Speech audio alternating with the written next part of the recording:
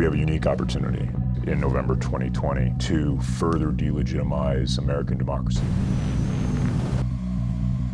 You have each different skill sets that I think can help us do what we need to do. We've got a communications and media expert. We've got an election administration and military expert. We've got a computer science technology expert.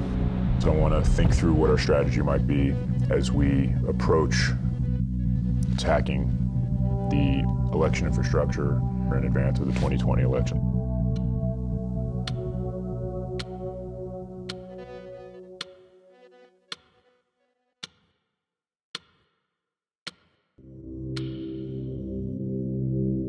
You know, voting has always been a priority in my household. My mom was like, if you don't vote, you cannot stay here.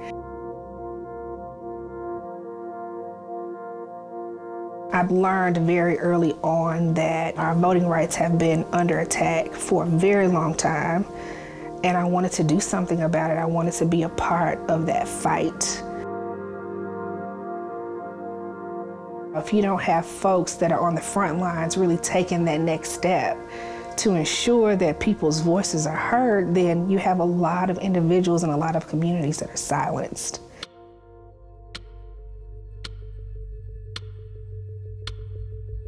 No, I don't think there's suppression. I think that's a vast red herring that some of the Democrat Party likes to claim, and I'll just say it bluntly. They need issues that they can throw up as being Jim Crow-ish in order to keep the fire churning.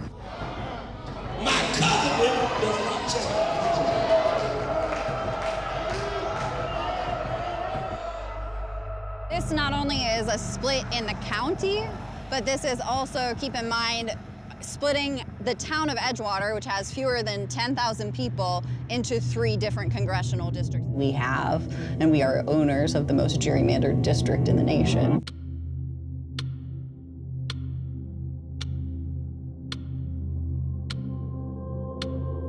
We're all inclined to believe that our own voices have been carved into irrelevance before we even go in to vote on election day. I've come to believe that redistricting is a part of that. A lot of people really didn't have any reason to go vote because there was only one person to choose from. That's not democracy. I've brought you all here together because American democracy is on the ropes. We have a chance to deal with a death blow in the 2020 elections. Glory, glory, hallelujah.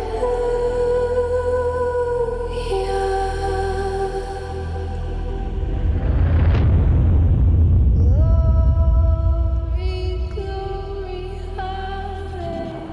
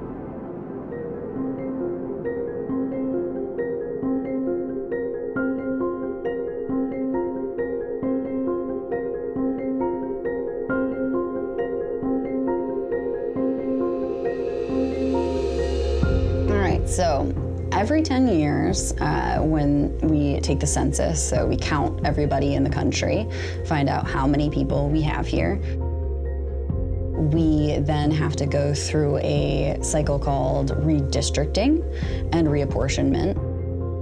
How it's supposed to be done is each congressional district needs to be more or less equal to the other district. So maybe the overall population of the state of Maryland grew, but perhaps the population within your district shrunk and people in that district moved elsewhere. So they need to kind of adjust for that. And that's really what redistricting is supposed to be for. I grew up in a household where we were all taught that the Democratic Party was a really important vehicle for progress and positive change for our nation. When I ran for governor in 2006 and then was reelected in 2010, one of the issues about which many voters in Maryland would have been aware is that the governor draws the congressional district lines. In fact, when I was campaigning, people that would introduce me would often say, and of course we need to elect a new governor because redistricting is just around the corner. And the Democratic Central Committee and faithful would cheer, yes, we can't allow a Republican governor to carve up our state. If Democrats could wave a magic wand and undo the political work of one person in the past 5 years, it would be the red map guy, right? And if I were a Republican, I'd be lobbying to put this guy's face on the penny. I read in the New York Times about this upcoming census process and the impact it would have on state legislatures who would then draw the congressional lines. It was just very obvious to me that, okay, finally there's a connection here, a direct connection in my mind between what goes on in Washington with Congress and these state elections around the country.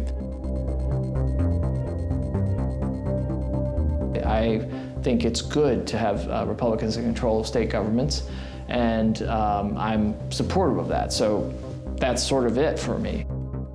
I think what the DC-based and the national consultants missed was they just look at state elections in the United States and state government as sort of the junior varsity team. There were experts that would talk about the importance of them, but there was no one who was putting together a political project to set the table, if you will, for that process that was going to start right after the 2010 elections.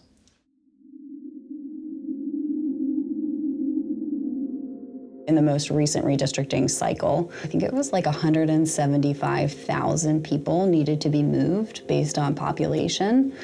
And the Governor O'Malley at the time, he ended up moving 1.5 million people, which is about a third of Maryland's population, into different congressional districts. Group of Republicans brought the lawsuit that their rights had been infringed upon by the redistricting during 2011. Their first question off their well-rehearsed yellow legal pads around the table was, how hard did you work to draw this map in a way that would make it more favorable for the election of an additional Democratic congressperson? And I said, I worked as hard as I possibly could.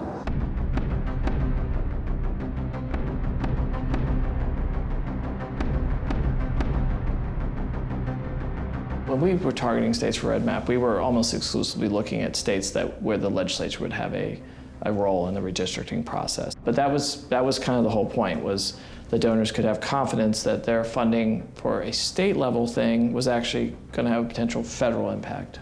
We were really thinking, gosh, if we could raise $5 million and we would really want to go right to like Michigan, Ohio, or Pennsylvania type, in Wisconsin maybe. We ended up raising about 30 million, and about 20 or 21 of which came in the last few months before the election. And so we built out a plan that could be expandable from these first core important states out to our wish list, if you will, and we hit it all. Over 20 legislative chambers flipped party control. Just short of the post-Watergate record. But we did set a record for either party in American history for the number of state legislative seats in total flipped from one party to another at about 728 in 1 year. Some election nights are more fun than others. Some are exhilarating, some are humbling. 19 state legislatures go to the other side, governorships in swing states, the Democratic Party set back. Mm-hmm. What does it feel like? Feels bad.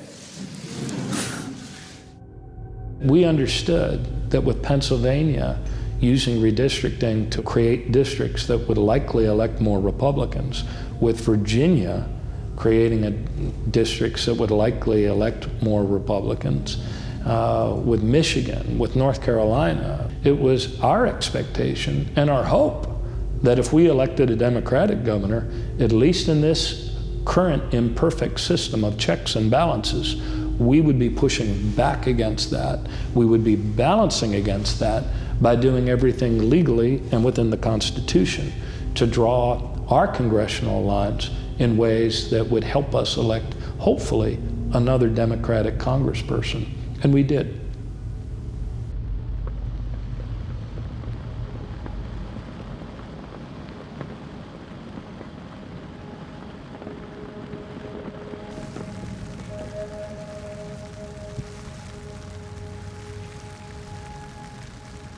When people talk about the consequences of Red Map, it depends on your perspective, like everything in American politics right now.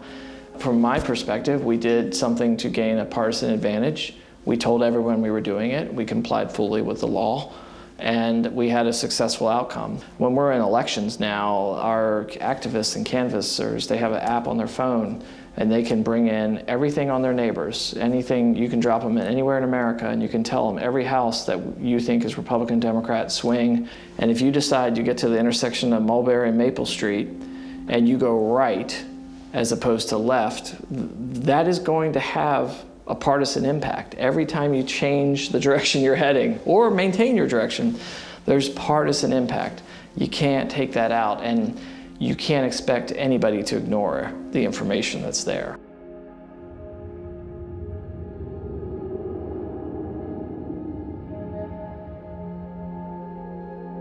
Nationally, and especially during the last redistricting cycle, Republicans did a particularly good job of gerrymandering because they recognized the value of being able to gerrymander to affect an election for a decade, for 10 years. But this isn't just a Republican problem. Like, obviously here in Maryland, Democrats have gerrymandered for this past decade and have for decades before that. It just goes back and forth. It goes back and forth between Republicans and Democrats to ensure that their party or their candidates have success.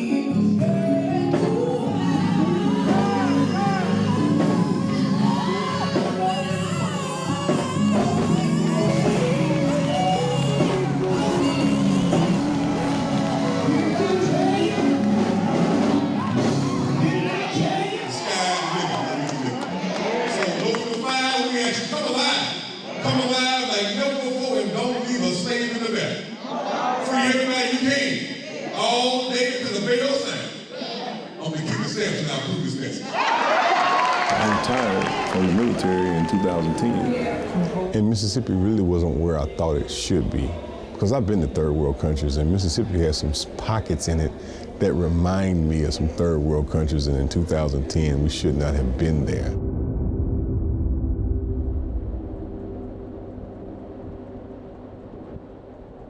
West Jackson has, over the years, gotten this nickname of the bottom. When I was a young girl, we didn't call it the bottom. We just called it West Jackson. It's not that West Jackson lacks in passionate people or talented people or folks who, are hard workers and want the best for their families and their neighborhoods and their city. It's that Jackson lacks the resources. Jackson lacks access to opportunity. And a lot of that has been intentional, unfortunately, over the years to where we are now. Think about this. Texas has a Dallas, a Houston, and San Antonio.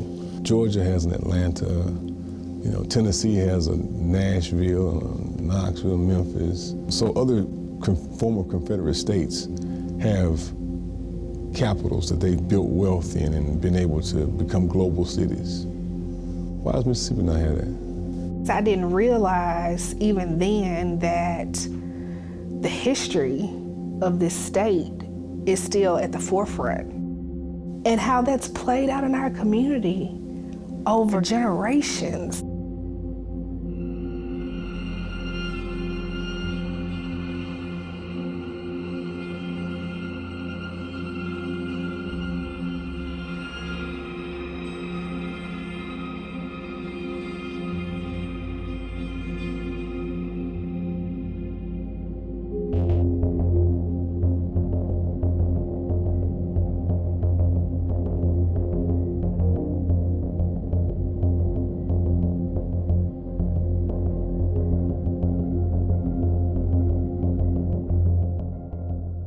After the conclusion of the Civil War, things shift really, really quickly. The 14th Amendment would establish that all African Americans were citizens of the United States. And then the 15th Amendment extended the right to vote to Black men.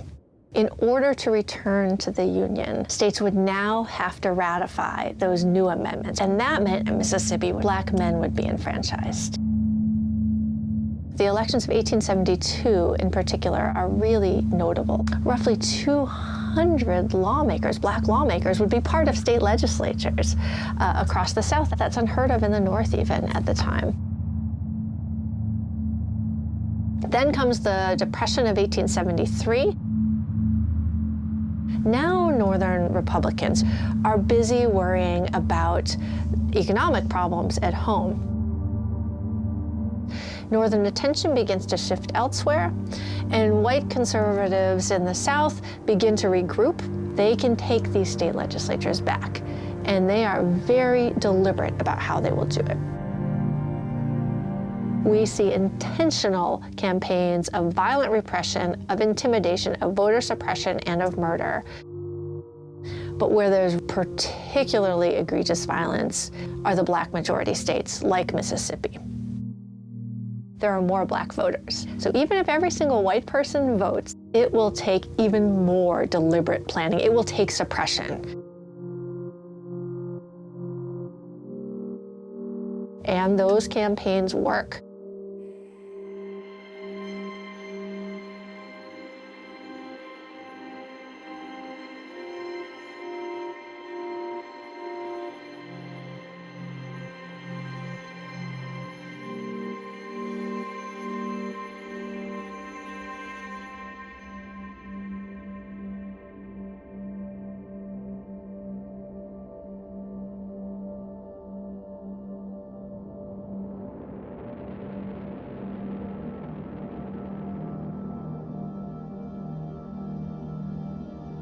You're going to see fingerprints and footprints and ink prints of the 1890 Constitution because that's what the whole state's ran off of, from every piece of the state government.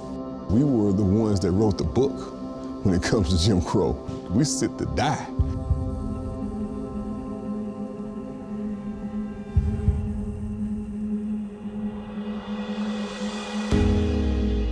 And then comes World War II. As Black men fight fascism abroad, the disconnect between that campaign abroad and what they face at home is just simply too glaring. And we see these pieces being laid almost like paving stones. One of the most famous is the case of Emmett Till.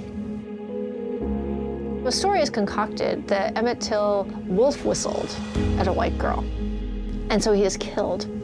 And he's not just killed, he's beaten almost beyond recognition, grown adults beat a child beyond recognition. Emmett Till's mother makes a decision. His funeral will be an open coffin funeral.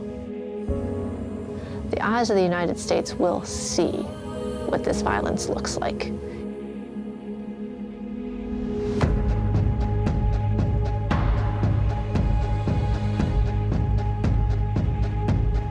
We are requesting all citizens to move into Washington, to go by plane, by car, bus, any way that you can get there. Walk if necessary.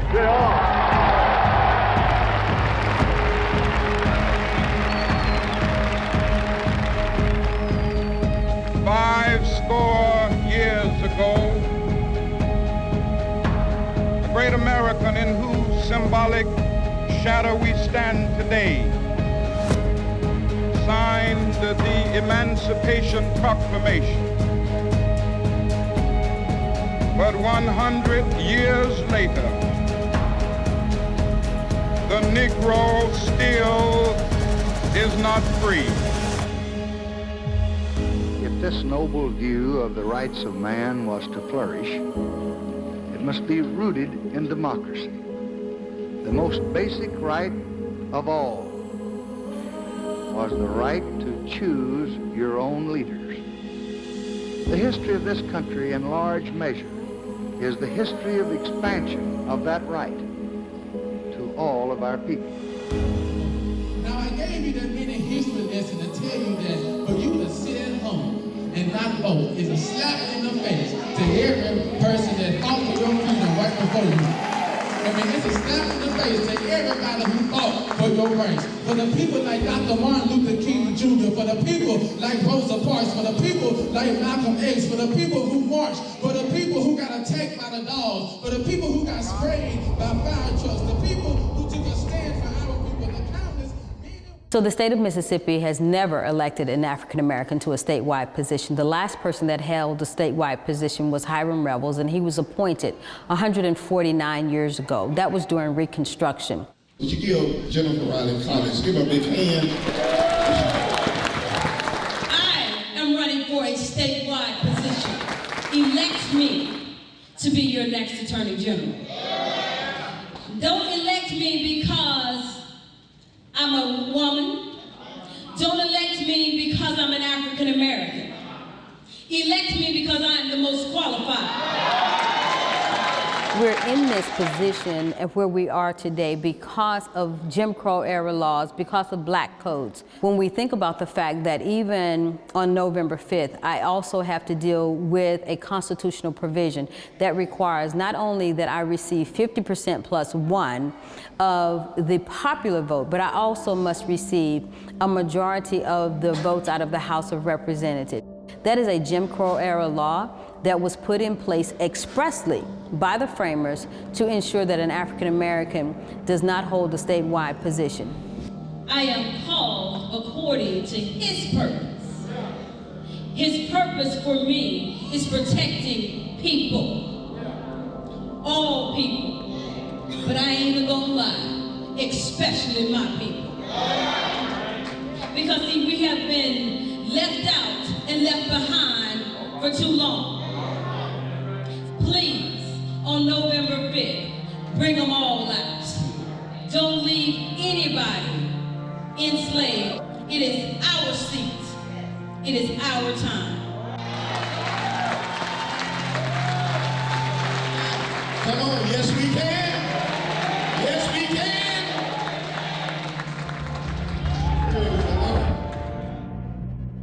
Your only really good window to get onto the machine is when they program. The malware would have to be completely ready to go a couple months before the election. So there's the possibility we could have to work in 6 to 12 states, depending upon what polls are showing going into the election. I mean, it depends on the states we target. Is not as significant as you might think, just because there are only a handful of voting machines. So what's the percentage chance we can install the malware on the major vendor systems? 90+%. That's a pretty easy. Are you sure? You really think that? Yeah. You really think we can get it? You could get into and do that? And that'd be most likely through phishing? It doesn't have to be phishing. It could be in person too. It could be someone walks into the, sweet talks the receptionist. But let me tell you, I've been this is headquarters, and you have to key in, you have to be invited, you have to know somebody, and they walk with you as you go. You have to have the access card and so forth. So I'm not quite as sure of this, of the successfulness that you're talking about. Well, I want to be clear. I'm not talking just about the chance of getting ass, right? I'm talking about getting into a vendor, right? Each of these vendors has to get it right every single time. We only have to get it right once. So you have some confidence that we can install the malware and it would be on the tabulators and the machines that we target in the precincts that we want? Yes. Okay. And there's a good chance we get to this point without being detected? I wouldn't say better than even odds, but maybe a 30% chance that we get there without detection. It's hard to hack or steal a national election because there isn't a national election infrastructure. The federal government doesn't really run elections. States set election rules. Every state sets their own election rules as long as they don't go below the federal floor. And so we've really got 50 election systems in the country, but it's not really states doing the job either. In most areas, the county administrators, every county sets the practical rules, the nuts and bolts rules for how the election gets conducted in their county. And if you happen to hack something in Missouri, you're not necessarily going to affect what happens in Florida or in New Jersey or in Arizona or in Washington state. That, in some ways, is a good thing. But there will be groups with the incentive, there will be foreign entities with the incentive to sow chaos in our elections, as there have always been. And I think what they'll find is that it's really hard to steal a national election by changing the votes or by changing the registrations or by monkeying with the systems itself. The real danger is when they're thwarted, when the groups that want to influence our election structure are thwarted from the mechanics, that they'll turn to the real weak link, which is us. So 30% is not acceptable to me. Greater chance that we get detected and blamed for this. So what if we just don't care if we're detected? What if that's the goal? We go into the most vulnerable, low-hanging fruit counties and flip those counties without concern for being detected and set off panic, right? That's what would happen.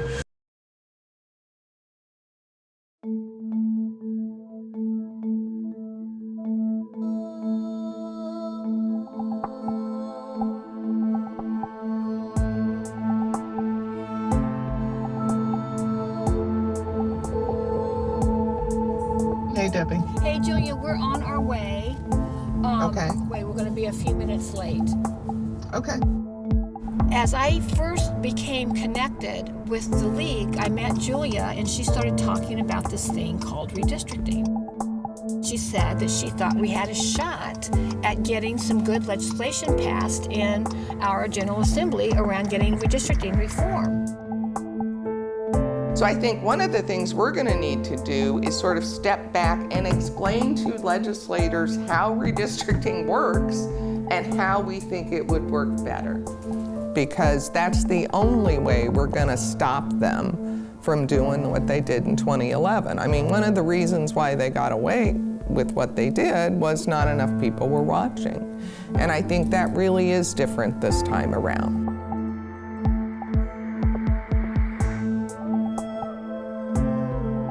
In 2014, Indiana ranked dead last in terms of voter turnout. In fact, we weren't just 50th, we were 51st. Puerto Rico had better turnout than we did that year. And so, when you're an organization that's concerned about voter participation, you try to figure out, hey, what's going on here? We had 100 seats that were open that year in the Indiana House of Representatives. 44 of them in November had only one major party candidate. So a lot of people really didn't have any reason to go vote because there was only one person to choose from. The person who won the primary automatically was going to be the winner in November. That's not democracy. I think there's a lot more competition in Indiana elections. Certainly there was last decade. The only thing that changed in that interim of 10 years is that one party got to control the district-making process.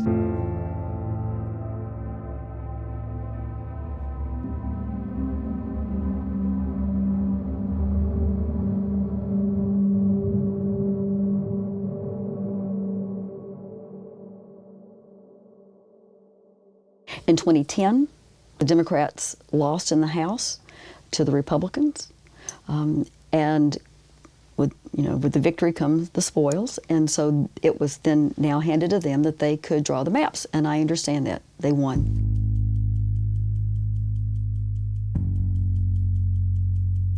And the district was redrawn with my house right here, and then it was drawn to go up alongside Bloomington proper, and then it went all the way up to Morgan County. Bloomington proper is very strong Democrat, was then divided into 5 districts. So it totally diluted any one party, specifically the Democrats, of having any concentration. I immediately started to work on getting to know the folks. The Democrats were hesitant to be supportive of my campaign because it wasn't just an uphill, it was an uphill battle like that. But they started doing polling, and the last poll that we took right before the election, I was really pretty close. But election night came, and I lost. It was the Republican challenger who won. In Indiana, at midnight of the election, you're out of office. So I was immediately out, cleaned my office out, and was gone.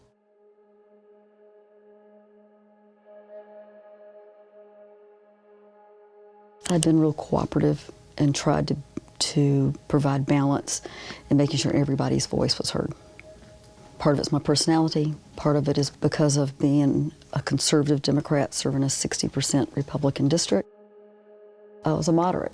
I mean, I had conservative values, but there were things on the other side of the line that I held to be true. And I believe that folks like me have been pushed out because in primaries, it tends to be the folks who are really passionate about a few issues that will come out and vote, and they're going to select a candidate who is really passionate about those same issues.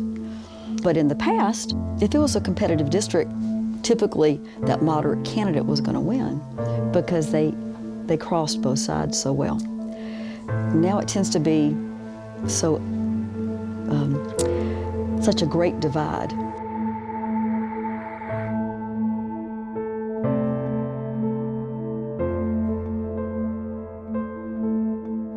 We have so totally framed issues one way or the other, that's how they're viewed. And so you hear an issue and immediately then there's an assumption, a frame of where that fits, and it's binary, it's either or, right? The whole capacity to be in that gray area, I think, has been really minimized. It's really, I think, a significant issue for our democracy.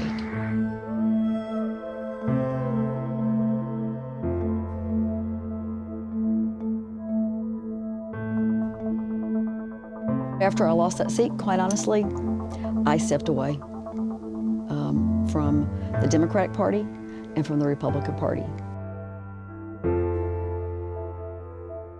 It really all goes back to just this past decade and redistricting in 2011. And it isn't surprising to me that some voters say, I'm not going to participate in this charade. Why would I? I think, that's one of the big reasons we have apathy in our state. We have people who say, my vote doesn't make a difference because you know what? Sometimes they're right. I'm probably going to get in trouble for that one, but, you just have to be honest. And, my only hope is that people should get angry about this, It's like you're getting played.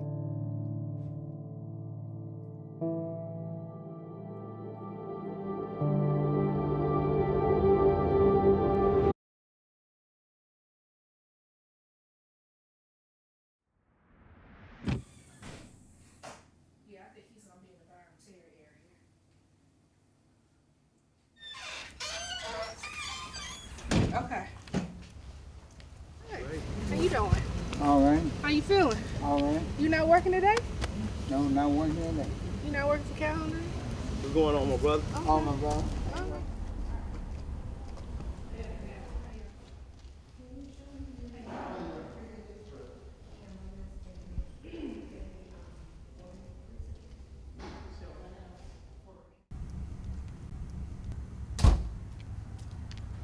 We voted, and we're excited about the outcome of today's election.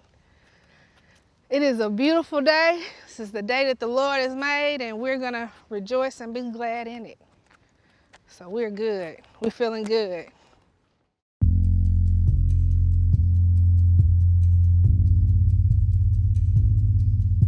When we elect Jennifer Riley Collins as Attorney General for the state of Mississippi, that will be our first time having ever elected a woman to that position, but also having elected an African American to serve in that position statewide. That is huge. She will be the first African American elected to serve statewide since Reconstruction. That's a big deal for a lot of people in the state. Voters are really looking forward to electing positive change here in the state of Mississippi. Hi, yes, this is Jade Morgan from Election Protection. I have several people who have been removed from the poll books, and they just voted like in August. And we're trying to get an understanding of what's going on. We started leaving our election protection line open even in between elections, just because of the large amounts of incidents of voter suppression that we started witnessing. Most of the calls would be around long lines, incorrect ballots, individuals who have been purged off the voting rolls and can't vote. Okay. And so that's the explanation. We thank you so much for your assistance. Okay. Okay, so she's standing on that the records show that they have a different address. But she doesn't say why she took them out the book. Hoover has not voted. But tell him he can go and vote. I have never seen voter suppression in my recent times in watching elections, and I watch them very close and very active. I think voter suppression is something that they like to throw out as a red herring. I've been pushing real hard in Hinds County to reduce the number of precincts we have here. We have 108 right now. We have precincts that cross the street from each other. We have voting precincts that I could stand in the middle of them and take a 7-iron and hit 3 at one time, and I'm not a good golfer. But if you want to go talk about, let's consolidate some of those, which would save a great deal of money, which would allow us to get better poll workers, they say you're just trying to suppress the vote. You are going to be at Brandon City Hall at 100 Municipal Drive. Are you familiar with that location? So Mississippi was one of those states that was heavily impacted by the Shelby v. Holder decision.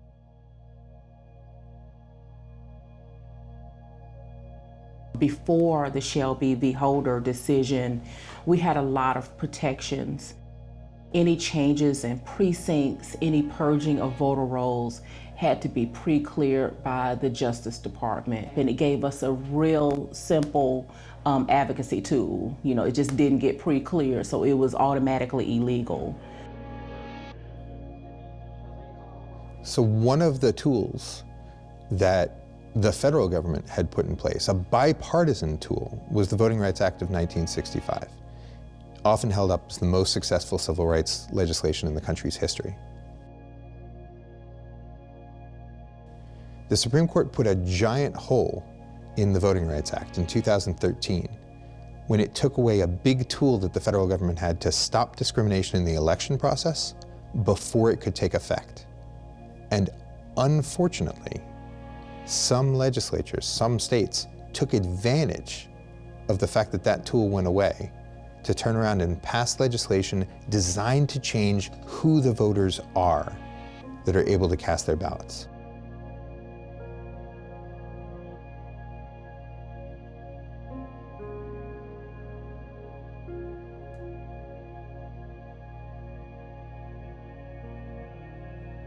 As soon as the decision came down, by that next legislative session, we had voter ID, which is something that we had been able to avoid having here in Mississippi.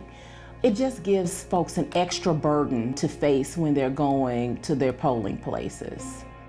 Voting is a right, not a privilege. Trying to say you've got to go in and show an identification when you want to vote is suppression, and that's what they're saying in Mississippi since we just passed a voter ID law. Before that law was ever passed, and I've been in precincts all over the state, you'd see people, and particularly the black voter, when they walk in the door, they were reaching for their purse or their billfold to pull out their driver's license thinking they needed it. Because they need it when you go do anything else, as do white people need it when they go do anything else. And so it's not been a burden, but it had been a political knife to be able to throw and say, see there, that's what they're doing. I think if you ask the average voter, not the political gains player, not the folks like me, but just go out here and ask, go to the voting places tomorrow and ask any of the voters if it's a burden because they have to show an ID. National stats show that about 90% of the public has a current and valid ID. Another 7% or so have an expired driver's license. And that leaves a small percentage, but large number, of Americans who don't happen to have a driver's license.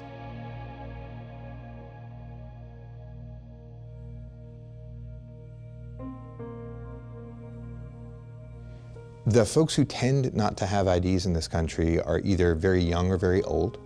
They tend to be very urban or very rural. So there are a lot of people in New York City that don't have IDs and a lot of people out in the country that don't have driver's licenses. And they tend to be disproportionately minority. They tend to be disproportionately people with disabilities.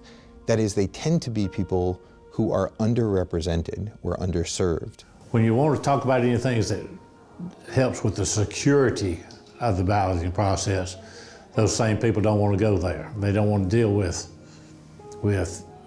making sure that every vote counts, because everybody ought to have their vote count if it's a legal vote, but every time you have an illegal vote, it just offset somebody else's legal one. And so, you know, people wonder why we have all the different rules and regulations in there about it, but I think they're necessary in order to ensure the integrity of it.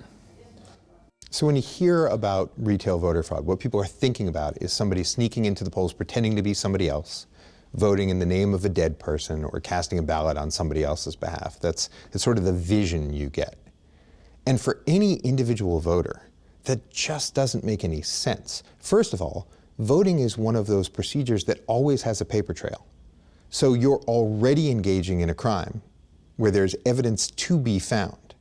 There's always a record that a vote has been cast, and so it's always possible to go back forensically and check. And so you're casting one incremental vote in a race that's usually won by far more.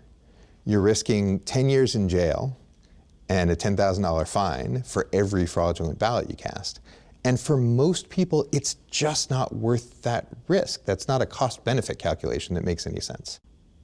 I've been tracking the allegations of in-person impersonation fraud since 2000, including at a Supreme Court case about voter ID, where everyone had the incentive to show all of their cards. If you've ever heard of an incident of somebody sneaking into the polls pretending to be somebody you're not, this was the time and place. This is the Super Bowl of allegations of fraud. And I looked at every single one. I found 45 instances of credible allegations of people voting or sneaking into the polls pretending to be somebody they're not, that an ID rule could possibly stop since the year 2000 across the country. In that time, there have been more than 1.5 billion, with a B, ballots cast. Americans are struck and killed by lightning more often every year than commit voter fraud by showing up at the polls pretending to be somebody else. It turns out that the trade we make in ratcheting up security for that particular problem isn't worth it, because every time you restrict the way that somebody can show they are who they say they are, you keep far more than 45 Americans away from the polls when they really should be expressing their voices at the ballot.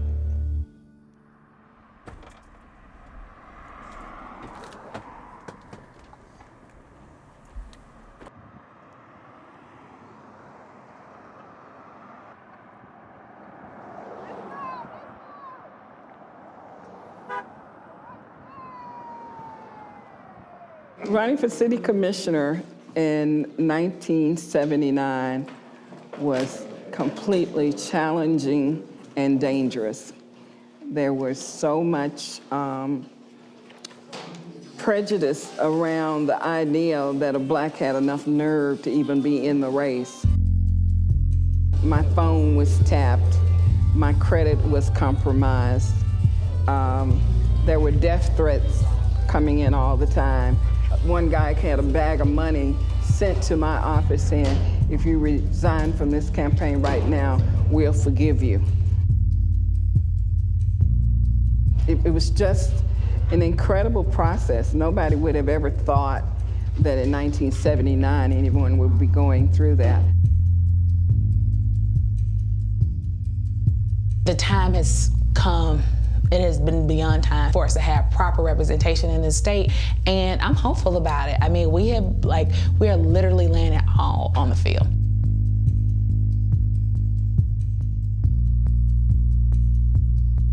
So when I went to vote this morning, I said an extra prayer for Jennifer because I could relate, and I was just so thankful to see the tight campaign that she has been able to run. We were talking about who would have ever heard of a black woman being endorsed by a former governor. You know, that would not have been done back in my time. So those are the things that we're hanging our hats on. We're seeing progress. It's just so slow. This is the Dignity Day. When you say Dignity Day, I think of this is the day of justice. This is the day of freedom. This is the day when we can really make an impact. We can really make sure that our voices are heard. District 64. Okay, can you turn it up? Can you turn the volume up?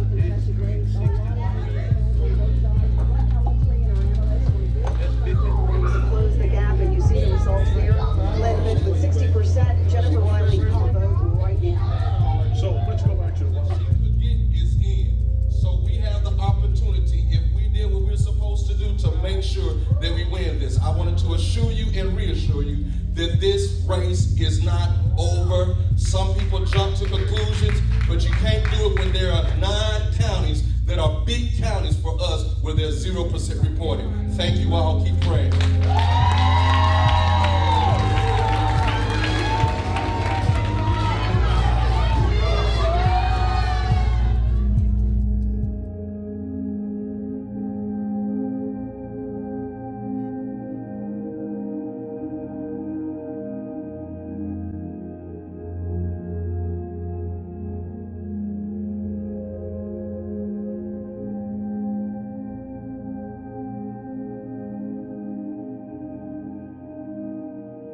One thought that occurs to me is how effective it would be to get the wrong results reported out, and how it wouldn't need to be out there very long before being corrected, to set an expectation in the mind of the real losing candidate supporters that something has gone terribly wrong. Like, we could send out press releases to small newspapers that claim something, and they would run them as fact. Well, think about how divided the American electorate is right now along lines of race, along lines of age, along lines of political partisanship. Like, all we need to do is figure out who our target audience is and like what makes them tick, and we can be laser focused in our targeting with, specifically towards minorities, towards young people, towards Democrats, towards Republicans. How many ways can you say that there's voter suppression going on?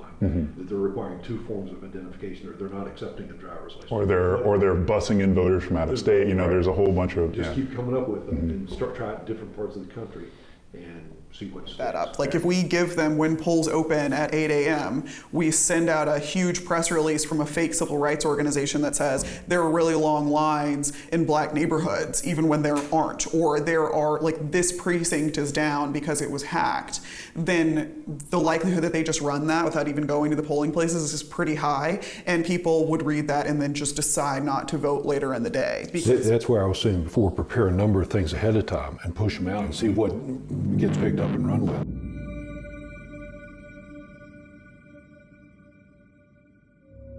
The one part of 2016 that we know was wildly successful was that the Russians hacked us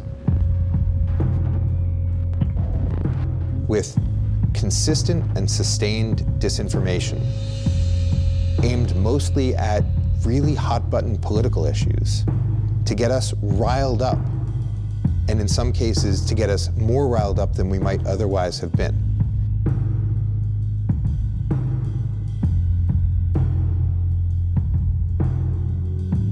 If you look at influence campaigns, they're using true information. They're just manipulating that information. So it's less about a fake news story than a fake sense of reality. Only 6% of that content actually linked out to what you'd categorize as fake news or junk news sites. Most of it was taking real news, factual news, but just perverting it in a little different, in a way to kind of, again, to shape your sense of reality. So it's not just that you're getting these stories of like the Pope endorsing Trump for presidency. That's actually the exception, not the rule. And that's both with foreign influence operations, but also domestically what you see. I mean, you go to Fox, whatever you think of Fox, or you look at CNN, whatever you think of CNN, they don't really push out fake news, ever. I mean, occasionally they're wrong, but they're not publishing wildly false things. What they do is create a kind of false sense of reality by only giving one side of the argument. And that's what these professional disinformation operations do, is they warp reality, often through the use of technically true information, but manipulated information. And that continues to be the weak link. We are the weak link. And the only real security against a very different threat landscape, where now it's not just Russians, but a large number of both international and domestic actors who have the incentive and the desire to hack us, we the people. The only real inoculation is that we take better care with what we do with our information, and that we take better care about what we think about the information we're getting. Denial of service attack on the authentic providers of election results, and through back channels offering alternative results that fit our narrative. That we stop and think a little bit more before we react to the first news story, or before we retweet the latest tweet, or before we engage the latest outrage. That we stop and think a little bit about whether it's true. I'm sorry, the foreign adversaries we're looking at, they're not dumb. No. They know what they're doing. They're sophisticated. They're having these conversations, right? They're trying to figure out, where do we invest resources, where do we minimize risk, where do we expand the possibility of success. I'm David Becker, the Executive Director and founder of the nonprofit Center for Election Innovation and Research in Washington, D.C. What you've been watching is disinformation at work. We're not a team of hackers trying to disrupt, influence, or steal the U.S. election. We're election experts doing a simulation to put ourselves in the mindset of potential attackers in order to assess where the vulnerabilities really are and how best to protect our democracy. The reality is that our election infrastructure is more secure than it's ever been. There is no significant risk of the votes being hacked or voter fraud in the upcoming election. We have more protections against those things than ever before. More protections of our election technology, more auditable paper ballots, including in every battleground state. But we are vulnerable to being manipulated by the information we choose to consume, particularly from those sources that seem to reinforce our beliefs. Consider the simulation you just watched. This laptop was like this thick from like 1993. I didn't know what it was. By blurring faces and distorting voices, Like bullet on my resume. by changing the color and adding ominous music, by carefully choosing what you hear and what you don't hear. It's called preparation of the battlefield. As you start to move into an area, you want to prep that area that you're coming. So it's psychological warfare. We've manipulated you into thinking there could be an active conspiracy to undermine the election. And it's effective because we want to believe it. It's entertaining, it's dramatic, and it confirms our beliefs. Our candidate couldn't have possibly lost the election, so there must be some other force at work. And this is exactly how disinformation campaigns operate. They present a plausible story that stokes fear, anger, and division, with the intent of making you question what is true and believe divisive conspiracy theories that primarily aid our adversaries. I'm Jessica Huseman. I am a reporter for ProPublica. I'm Matt Bernhard. I'm a PhD student at the University of Michigan. I'm Mac Warner. I'm the West Virginia Secretary of State. If there was one thing that I could communicate to voters and also the news media about elections and election administration is that the way that the election runs where you vote is not the same as the way that the election runs in the county next door or the state next door. Every election in the United States is managed at the county level, which means that the machines are different, the poll workers are trained differently, the laws are different. So if you see a problem in the next county, you should not assume that you're going to see that same problems at the polls. So I work rolling out post-election risk limiting audits in states like Michigan. They are one of the best security mechanisms we have right now to defend our elections. They rely on the paper ballots that are either marked with a pen by the voter or by a ballot marking device. And the idea is that you can take a statistical sample of the physical paper ballots, which, you know, a person sitting in Moscow can't hack, or China or wherever else, and compare that with the computer totals and verify that the computer totals elected the correct candidate. And they've been far and away the most effective and easy to implement election security strategies that anyone has come up with. And as Secretary of State, I can assure you that every voter in West Virginia, there is a voter verified paper trail. There have been zero hacks, not only in West Virginia, but across the nation. There's not one piece of evidence that any vote was changed in the 2016 or 2018 election. The elections infrastructure in the United States is more secure than it's ever been, which is not to say it's as secure as it will need to be going forward. It's going to constantly need to evolve and improve. So voters can be confident their ballots are going to be counted properly. But you can imagine a circumstance where a losing candidate decides they're going to burn the house down and they're going to allege widespread fraud and hacking. A foreign adversary could see this and then amplify these messages and claim hacking of systems that they didn't even attempt to hack into. We're going to really need to work with election officials of both parties, establish clear procedures ahead of time, and educate voters about those procedures well in advance of the election so that they know before the results have come out that they can trust the results that are going to be released later.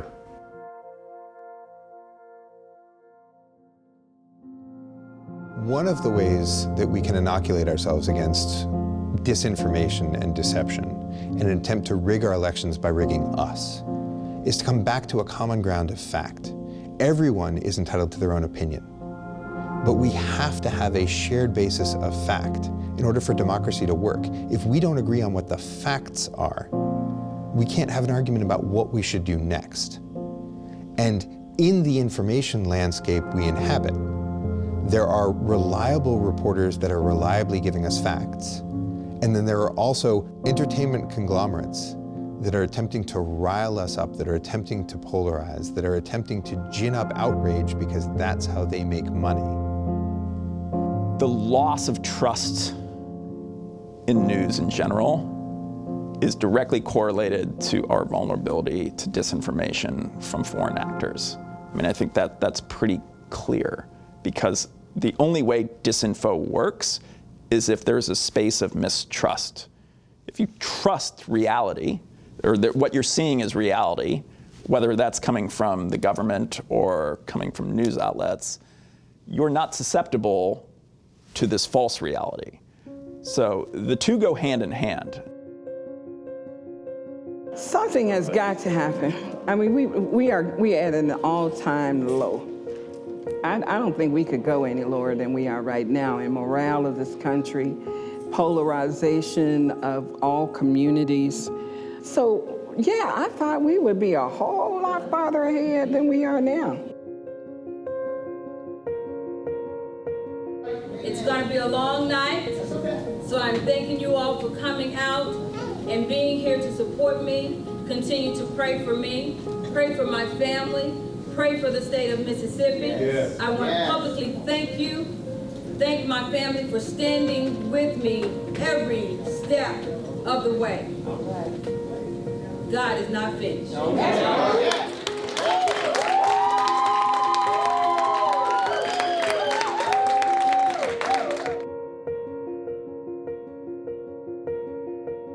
You know, where folks may travel through the area and see despair, I actually see hope and opportunity. And I think it's going to take some time. Obviously, it's going to take some leadership. And that's what I'm hoping to bring to the table there in my community.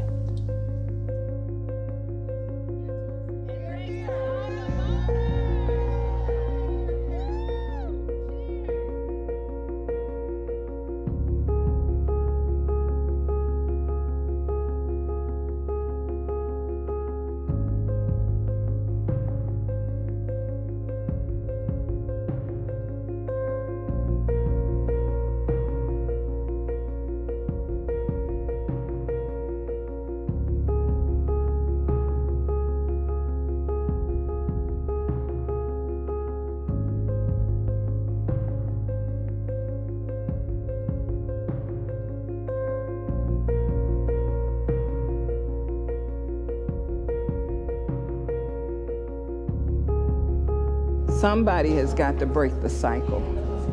We got to break the cycle. You know, no, we still have hope. We still have hope.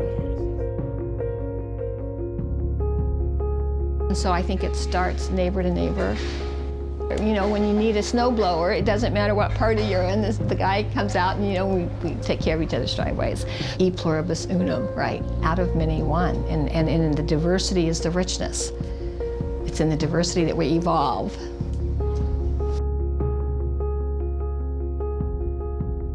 When I was with the Department of Justice, I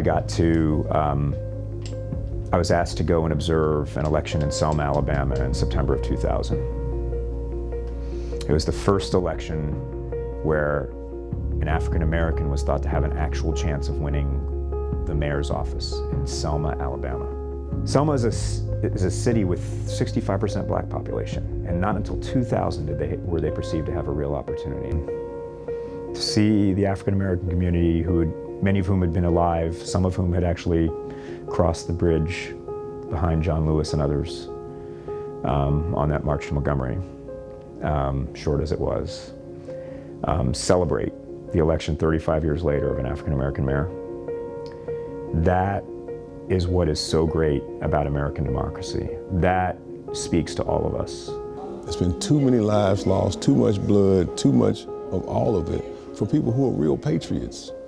And that's why I implore black folks, you got the right to be patriotic. If anybody has the right to be patriotic in this country, you have the right to be patriotic. You can't let folks own patriotism. No, because patriotism is all of ours. We're all a part of this machine called America, this idea called America. We're all a part of it.